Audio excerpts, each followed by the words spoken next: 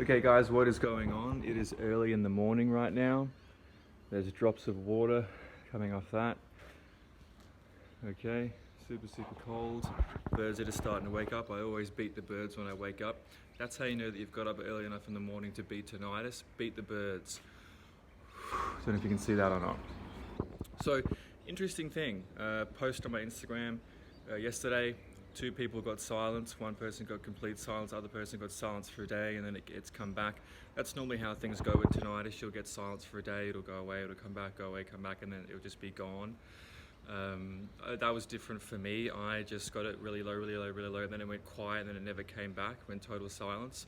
People are different. Some people get that, some people get it the other way, but normally what I find is people do it is silence comes and goes and then it eventually stays silent. Not many people are doing the way I did it. I did the 4-day dry fast continuously route. Other people are doing the more diet approach, cut out the vegetables. You can either do 4-day dry fasts or you can cut out the vegetables, as far as I've seen it. And you don't have to even do dry fasting. You can still be eating vegetables to get silence. Absolutely. People think that I'm an advocate of a carnivore diet. I'm not.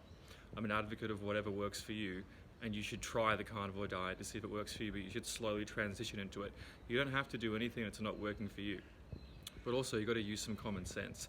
So if you're doing the carnivore diet and it doesn't feel good for 3 weeks, that doesn't mean it's not working for you. That means that you've been eating shit your entire life and your mitochondria have to become fat adapted. That's a real thing. It takes a while. It can take months or weeks, okay? But remember to take it easy on yourself. So I want to talk. As I said, two people got silence. One person kept it, the other person will get it soon.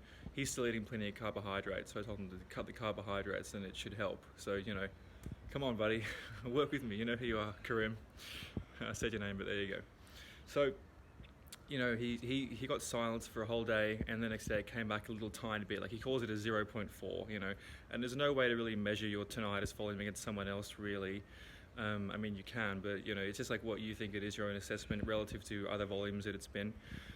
And he said, Liam, I'm freaking out. Like, it went away and then it came back. And that is such a problem in psychology in people, because what you've forgotten is what matters. And what matters is that tinnitus can be beaten, and you're beating it. So I think that there's such a thing that people say, oh, as soon as I get this, I'll be happy. As soon as I do this, I'll be happy. As soon as I do that, I'll be happy. As soon as I do this, everything will be okay. And you have to be okay in the moment. And it's such a cliche thing, but here's how to actually do it. And how to do it is to realize that it's a part of bravery, in my opinion. I'm not a psychologist, it's just what I'm seeing from people. You can't expect that your emotions will always lead you to the path of happiness. In fact, your emotions will often lead you to the path of sadness. What you can expect is to follow what you should be doing logically from other people who are where you want to be, like myself, silence. Follow what I say, logically abide by it and follow it, not religiously or dogmatically, but follow what's appropriate for you. And ignore your emotions. Don't ignore your spikes, but ignore your emotions and say, should I go and check someone else's stuff out? Should I do this? Should I do that? And I get so many people who join my course, and then in week 1 they're like, oh, Liam, what do you think about this guy's stuff? Should I do this guy's stuff?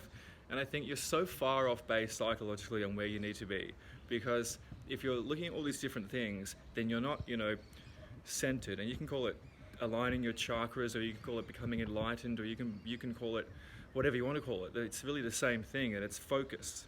It's laser focus on one thing, okay? So with that guy who got stressed out about his tinnitus coming back after he silenced it, first thing is, he's not doing everything he could be doing, and he knows it, okay? Buddy, you know it. I love you, but you know what you're doing.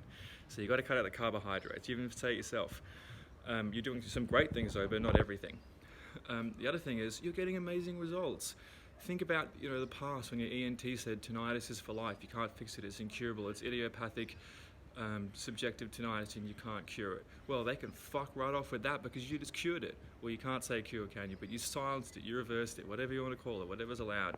Isn't that crazy how supplements and diet changes, you're not allowed to say you can cure, diagnose or treat any disease, but yet pharmaceutical drugs are allowed to say it basically, any time they want to say it, as long as they pay for clinical trials and blah, blah, blah. But we all know that it's funded by bullshit people and it's fabricated, and most of the time they're not long-term enough studies to really determine anything, and they're associative studies and they're epidemiology, and they're not causal. It's not associative causal studies. It's total bullshit. Anyway, that's a different video completely, but use your logic Don't let your emotions tell you how you're going to feel. And remember what bravery is. There's a great quote that is from George Clooney, but it's in a movie he's in, so it's not from him. It's like The Three Kings or We the Kings or something. And God, it's called. And he talks about, you don't get brave and then do the things that scare you. Do the thing that scares you. You do the thing that scares you, and then it stops scaring you. And the fact that you've done it means you're brave. So I'm paraphrasing. I got it wrong. But you get the point there. You do the thing that scares you. So if you want to go look at different people's things and you can't stick on one thing because you're scared, people say, Liam, how do you deal with the fear and anxiety? Everyone in life has fear and anxiety. You just go and do it anyway. You fucking do it anyway. You reach down your pants, you feel your balls, you remember they're there. If you're a woman, you can do it in your mind, I guess. Figure out a way, maybe your boobs, whatever you want to grab, just grab it. Whatever gives you confidence, grab it, okay? So remember not to let your emotions run the show. Tinnitus is not for life. Don't listen to your ENT. My name's Liam. Click below to see me in a webinar.